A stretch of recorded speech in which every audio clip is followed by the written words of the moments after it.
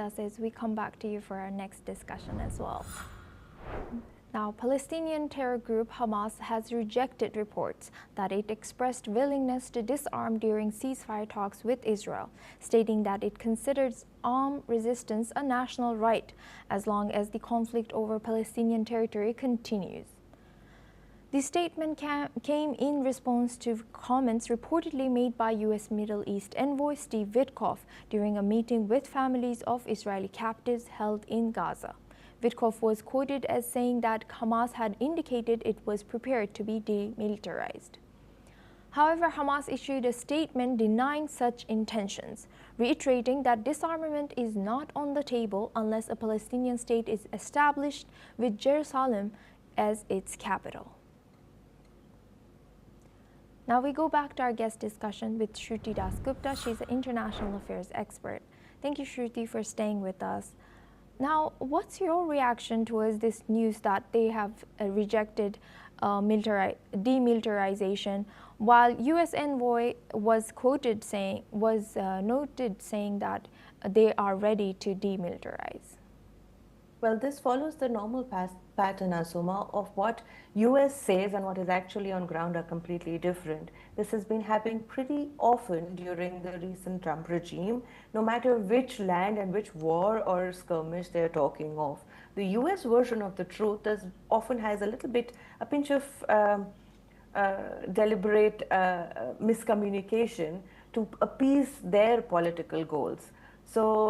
And their public support. So I believe this is a classic example where Witkoff says that they were willing and we will get them on the table to be willing, but the Hamas has publicly denied that we are never going to give up our arms. And that is not strange to me, because Hamas is a terrorist organization that runs on the jihadi propaganda where armed resilience is justified through religion. So I don't understand why people find it surprising that Hamas is unwilling to give up their arms.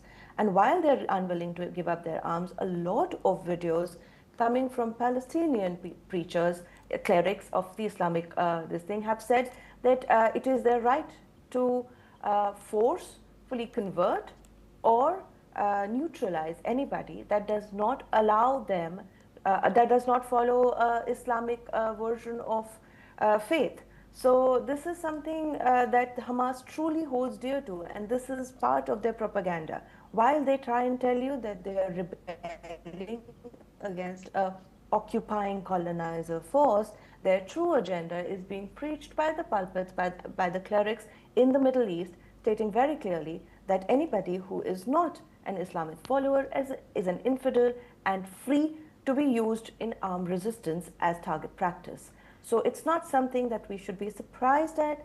Hamas is not going to give up. It's a terrorist organization that has government control of Gaza unless Hamas is handpicked out of there, which is proving to be more and more difficult, as we've seen during the 22-month war, that it is not as easy to single out Hamas from Gazans and Gazans from Hamas, or even from the UN, from certain reports regarding the UNRWA. So we found that Hamas has deeper roots than the world anticipated, and is more difficult to take out of the equation of Israel and Gaza. And this is going to be a problem that the world is going to have to put their heads together and find a solution to as soon as possible.